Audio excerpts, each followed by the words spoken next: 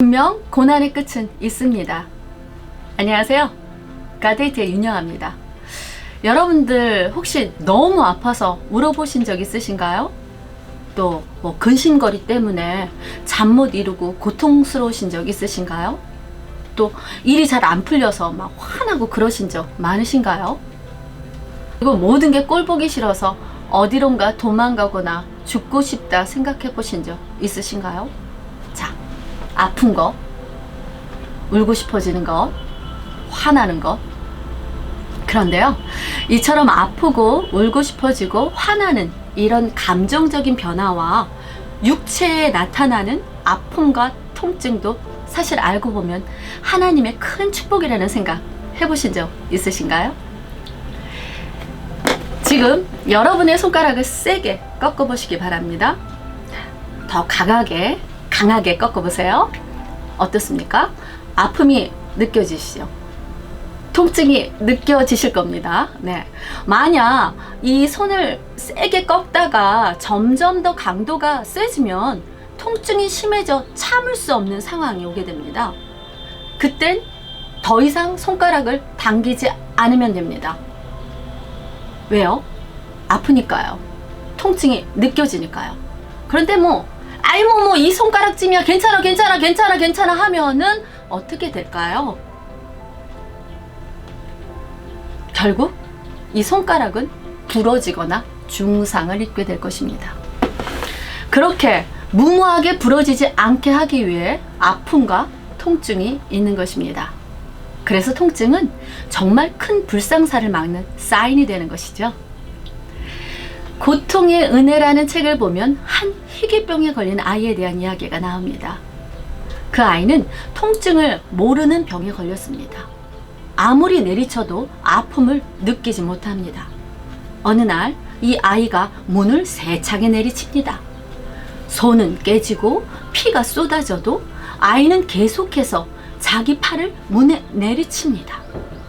팔에서 피가 나자 아이는 신기한 듯 흘러나오는 피를 손으로 만지작거립니다.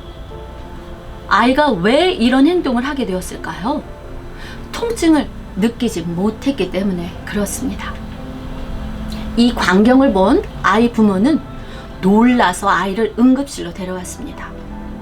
만약에 이 아이처럼 아파도 통증을 느끼지 못한다면 우리는 육체적으로 큰 위기를 당하게 됩니다. 정신적인 고통도 마찬가지입니다. 일에 대한 스트레스 때문에 또 가정 문제, 부부 문제 때문에 머리가 아프고 힘듭니다. 일이 제대로 안 풀려 화가 나기도 하고요. 어디론가 도망가고 싶은 생각마저 듭니다. 이런 감정적 자각 증상들은 지금 그 문제를 해결하라는 신호입니다.